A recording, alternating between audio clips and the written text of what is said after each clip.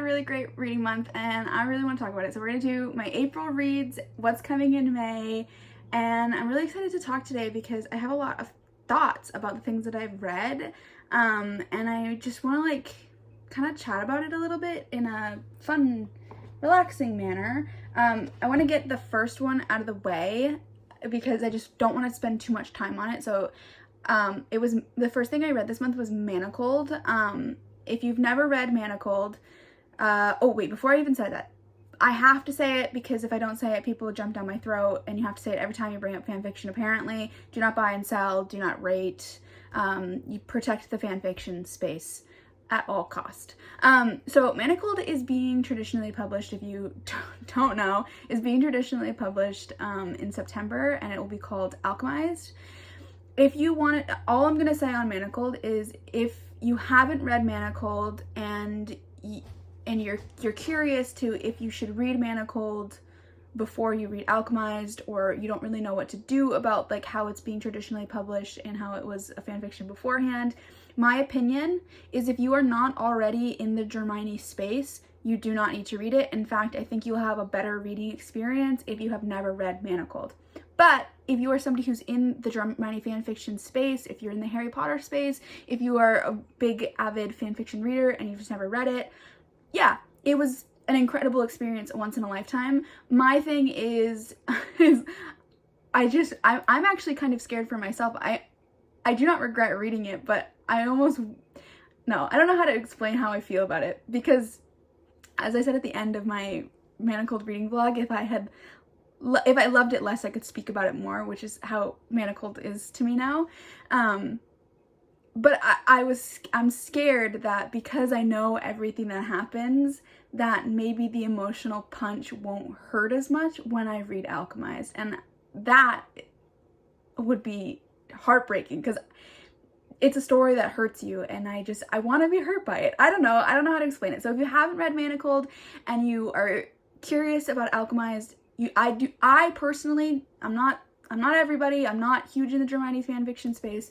I only read 2 of them. But it is my opinion that you are better off not reading it if you don't have the intention of reading it for the love of the fandom or for fanfiction. Don't bother with it. You'll be fine without it. In fact, I think you might even be better, in my opinion. Okay, so that was that. Just want to get that one out of the way. There's not much I want to say on it anyways, because there's nothing I can say because it hollowed me out into an empty shell. Anyways, next thing I read, the next thing I read was Deep End by Ali Hazelwood. I read this after everybody, and I think that was the best thing because everybody had these really, really high expectations for it, for this like entering into the kink space, and they were all let down.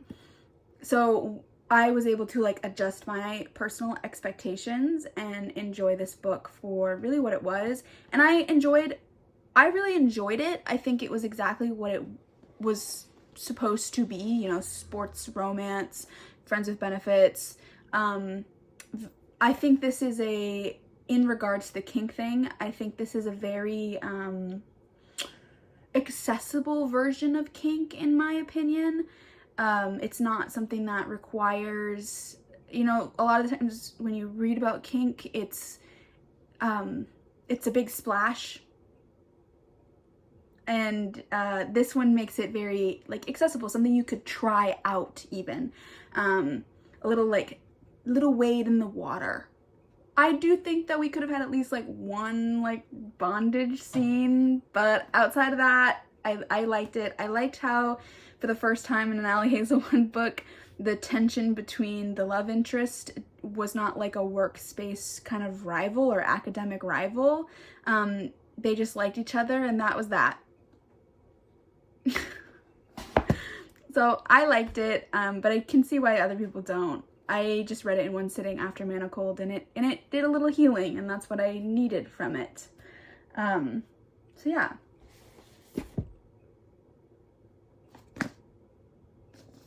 I read 2 really, like, I call them like holy grail fantasy recs, and kind of what that means is that they are like high fantasy with like really big worlds, really big magic systems that are like fully in depth. Like there's a really engaging plot. It's not frivolous and silly, but yet there is like a spicy treat in it, but it's not like a spicy book. And this is one of those books that I read. This is called This Monster of Mine. I gave this 5 stars. I think this was a phenomenal book. It can be read as a standalone, but apparently it is going to be a duology, but it wraps up, the story itself wraps up in the first book. And it was so good. It was very unique in the magic system. They use like, they have like bracelets with runes on them, and then like you have only certain people with like certain bloodlines can use certain runes. And yeah, so this world is this city is ruled by like the judges, and the judges have like a right hand person who is able to use like truth runes and like can pull the truth out of people, like if they're on trial and stuff like that. But obviously there's like a corrupt government and a government conspiracy that the main character 4 years ago accidentally gets wrapped up in. And so 4 years ago she accidentally overheard something, and then she was brutally attacked and then thrown off a balcony and left for dead. And it's 4 years later. She's returning to the city to uncover the truth about what happened to her, find the person who did it, and bring them to justice. The problem is the guy that she is convinced who was a part of it is now like her new boss, and also she likes him, and she kind of has to reconcile the fact that he was a part of this horrible thing that happened to her, but he is also like fighting for the good guy, like morally gray, but what's the word? Like, there's like a D&D term for it, and I can't, chaotic good. I think he's chaotic good. Yeah, it was a fun time. I really liked the way the relationship overcomes these hurdles, and I think it's a very like emotionally mature way to do it. And I have a lot of thoughts, but they're all spoilery, so I won't say them. This was sent to me by the publisher, but all thoughts and feelings are my own. I've had this book on my radar since I first heard about it like last year, and so when I was able to like get a copy of it, I jumped at the chance. So they sent it to me, but only because I was feral for it, and I still feral for it. This is a perfect book. It's a perfect book in my opinion. Do we just go right into the next good one, or do we do the 2 that I didn't quite love and then end it on a good note? Let's end it on a good note. I read these 2 books. They're part of the Fever series. The first one is Dark Fever. The second one is Blood Fever. They're by Karen Marie Moning. The mass paperbacks are going out of print, so if you are interested in them and you want the mass paperbacks, scoop them up now because they are going bye-bye. I picked this book up because the author, Sarah A. Parker of When the Moon Hatched, was like kind of raving about them, and then a mutual of mine also was raving about them, and somebody else that I'm mutual with was raving about them, and I was like, these are gonna be amazing. The first book was fine. It was like, you know, early 2000s paranormal romance, like kind of campy. The main character is kind of like not like other girls, but it was still very interesting, and I wanted to know more about the series and like keep going in the world. I was just reading them at night, like in between another book, so I wasn't like putting so much brain power in them because they're not something you really put a lot of brain power in. But then book 2 happened, and this author has this really annoying habit of recapping. So like half of this, not even, I think 75% of this book is the main character re-explaining things that either happened in the first book or the very few things that happened in this book. So whenever like a character that you met in the first book comes up, she goes through like who they are, all the times that they've talked, and like all this stuff. So it's just continuously recapping, and it was really, really frustrating. And then I started book 3 because I was like, well, I bought them, I might as well read them. I'm still mildly interested in the world. I really like that there's like a multi-book slow burn. But then the third book starts with this prologue that literally explains everything that's going to happen in the third book. So it starts with a recap that spoils the... It made me so violently angry that I immediately shut the book and just went and read a few like smutty one-shots on AO3. And I don't know if I'm going to pick them up, so I don't know what I'm going to do with them. Maybe I'll ask my sister if she wants them. She likes to read like 2000s paranormal romances as well. So maybe I'll see if she wants them, and then I won't feel guilty about having bought them. And yeah. Because I just don't think, I want to like them so bad. Like, that's the thing about me is like, I do not like not liking books. I really try to find enjoyment in everything I read, but I think that was just something that I don't know if I can get past that writing style. Which is unfortunate because there are things that I really liked about it. The main male character is literally Giles from Buffy. So do with that information what you will. I almost don't want to talk about this book. I really don't want to talk about this book because I was so excited for it. I'd been saving it. I was really excited to read it. I've loved everything else by this author. But I was overwhelmingly disappointed in it. I still gave it 4 stars because I don't think that it was necessarily the book's fault that I was disappointed in it. I think I had just put some certain expectations onto it, and I just need to adjust a little bit. It was Iron and Embers, which is the spin-off series from Blood and Steel. I loved Blood and Steel. I loved the earlier books more than the later books. I just find that this author sometimes doesn't always go like too in depth in like the emotional tension. So like a betrayal will happen and then it gets like quickly resolved. Somebody gets kidnapped and then like they're easily like saved and they're over it. And with this book, I was really, really excited because I was really excited for Ren's story. She was an alchemist and a healer. She was like more or less on the softer side, but still very badass. And I was really excited to see that kind of character. And for some reason, like her characterization fell kind of flat.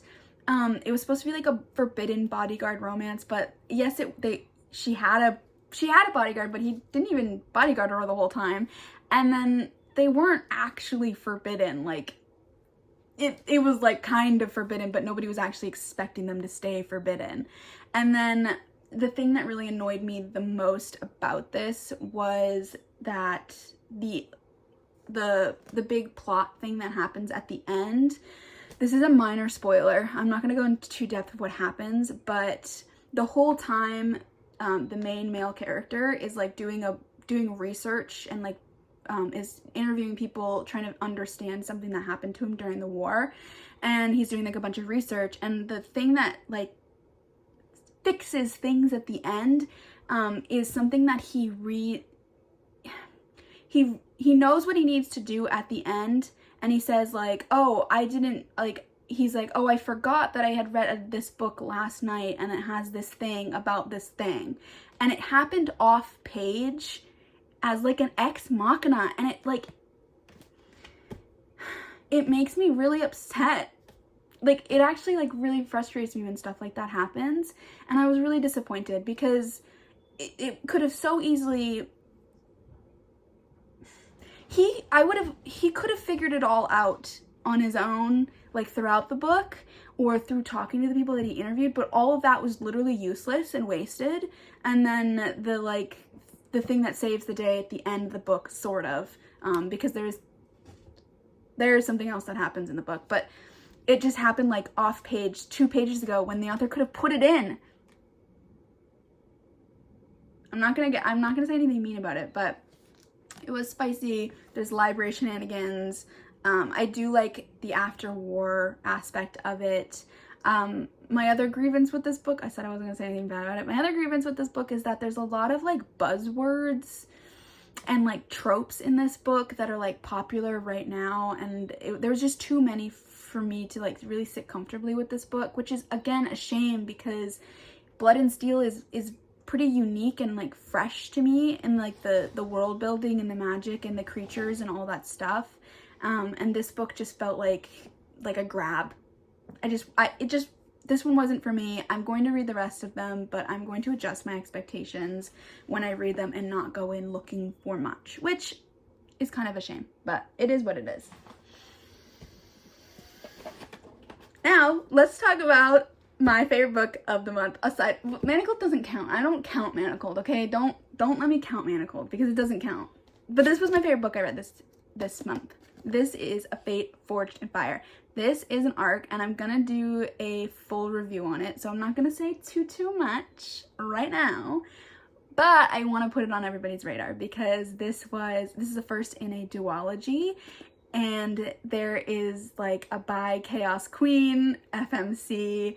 She's kind of messy, and I love her for it, and then the love interest is just like a miserable redhead, which is my bread and butter, Cyrus from Woven Kingdom. I'm always looking for you, baby. And the ending had me... It was really good. It was really, really good. It was spicy. And, okay, there's another book that was like this for me earlier this year. I don't even know if I mentioned it when I talked about it before. In Kingdom of Dreams, which is a historical romance, the kissing scenes really like made me blush. Like, not the spicy scenes, the kissing scenes. And I was like, man, have we lost the art of like good makeout sessions in books? Where have those been? And this book also reminded, like, I was just like, where are the good kissing scenes? This book found it. And the spicy scenes as well were like it takes a lot, like, spicy scenes in books don't really like, I wouldn't say I'm like numb to them, but like, you know, I read them and they're there, and I want them in books. Like, I like a fully rounded romance plotline. But every once in a while, when a spicy scene really makes you like giggle and blush, it was just fun. And I was like, is it me? Like, did I just gaslight? Was I having just too much fun with this book? And I went and I read other people's reviews of this book, which I never do, and they all felt the same way. So I feel confident being like, the kissing, the smutty scenes, they were really, really good. They were really good. And there's probably one of the best dagger to throat scenes I've ever read, because I literally threw my book. Like, I threw my book. I was having so much fun with it. I'm going to do a full review on it probably later. This book comes out May 27th, so I'm going to do one closer to that, more explaining the plot and what goes on. You just need to know there's dragons and a queen and 2 redheads causing chaos. Fat, this thing. I love it. I love how thick she's getting. Let's talk about the books coming out in May. There's so many. I'm like, May is the month of the year for me. There's so many coming out that I'm really, really excited for. First of all, look at my little May reading page. Isn't that cute? Little butterflies. Isn't that so cute? I did such a good job with that. Okay. Silver Elite is coming out on the 6th. This is a dystopian. It's supposed to be spicy. It's book 1. It looks amazing. Rosie, one of my best friends, was feral for it, so I pre-ordered it because she said to. I'm really, really excited for it. And then, okay, another book coming out on the 6th is Shield of Sparrows, which is written by Devaney Perry, who is a really famous contemporary romance author. She writes a little bit of suspensey romances from what I've seen. I've started one of her books, but I never read it. And not because I didn't like it, I just wasn't ready for it at the time. And I still want to read them, but they wrote a fantasy romance, and which is exciting.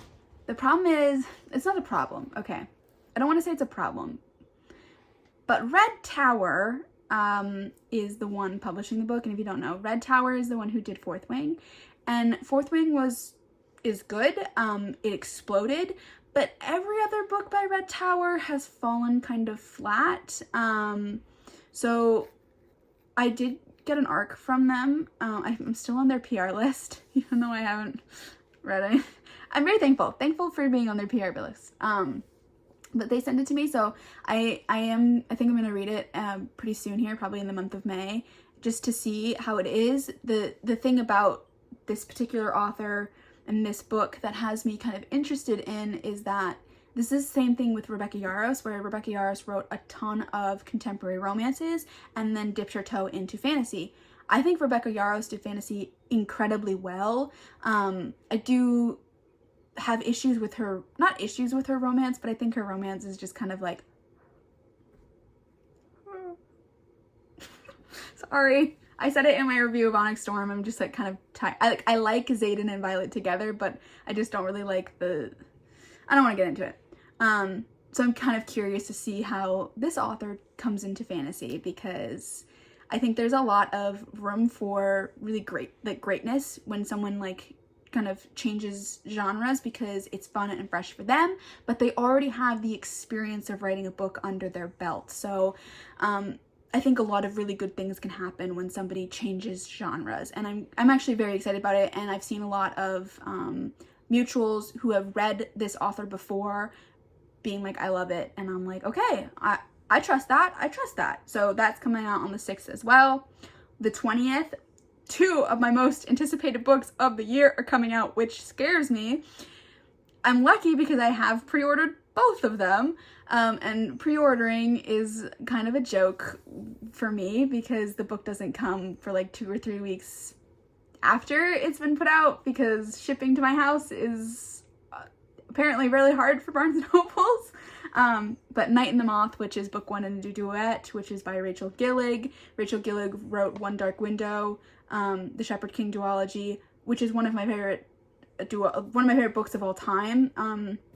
I absolutely love those books. They're a tiny bit spicy, and I've been told, I think even the author herself says that Night and the Moth is supposed to be a little bit spicier than the Shepherd King duology, and there's gonna be knights and like blinded priestesses.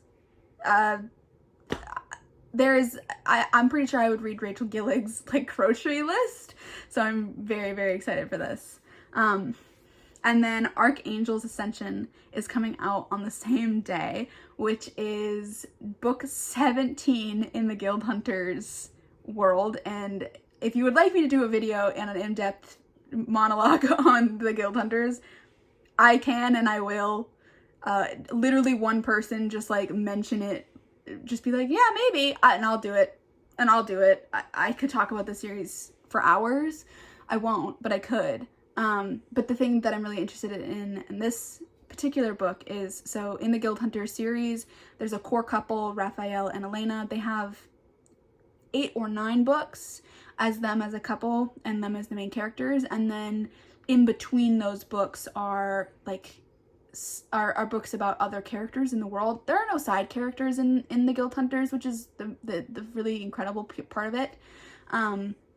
But she's only ever returned back to Raphael and Elena, and this is the first time that Nalini Singh is returning to another couple, and it just so happens to be the couple that causes me like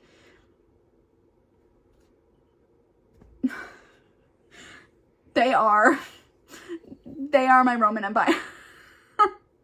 There's so much tension with them, and like there's so much pain and angst, and they are beautiful and wonderful, and I'm really excited to turn back. And I think she said that this was like one of her most emotional books, which scares me because I already cried when I read their first book, so what more can she do to me? What more can she do to me? Aiden is one of those characters. I'm literally gonna start crying. For what? For what? Aiden is just one of those characters that like lives inside my heart. Like, he's not like a book boyfriend. He just like is someone I see myself in, and like seeing him happy again. Oh, and then if he's gonna go through more pain, I'm gonna cry for the man. I'm scared. But it's gonna be good. And I'm really excited to see Ilium. I think with Archangel's Ascension, I think I know what's gonna happen, and I'm really excited to see him become, you know? 17 books, you know? 17 books, that's how much I've dedicated to that series. Then the 27th, 2 books are coming out that I have on my radar, which is A Fate Forged in Fire, put it on your radar, and then A Problematic Summer Romance by Ali Hazelwood. She's just dropping this book, kind of like folklore style, not Reputation style. I know everyone's just like, she dropped Reputation, but like, she dropped Reputation, but she gave us like some advanced warning, you know? Folklore and Evermore, she's just like, yeah, it'll be out tomorrow. Bye. Taylor Swift. And that's kind of what Allie's done with this book. But I'm excited. I love a good age gap. I know that's problematic of me, but it's true. I do love a good age gap. And so I'm excited to read that. Yeah, so that's what I read this month. That was kind of rapid fire. I feel like I just ran a mile. I'm really excited for this coming month because I got a lot of good things on my radar, on my TBR. We have a lot of pre-orders coming in, and then I have some audiobooks that I've been saving. I think this month I'll be starting to paint in my house. I have to prime and then paint, so there's going to be like 2 sets of it. So I'm going to have quite a bit of time to be locked in and listening, and I'm really excited for that. And yeah. Okay, let me know if you want me to talk. Oh, let me know if you would like a video on like full reviews of any of these books. If you would like a video of me talking about the Guild Hunters, literally just like whisper it in my ear and I will hustle to put one out. Yeah, so just let me know and I'll do it. Otherwise, I will see you guys later. Happy reading.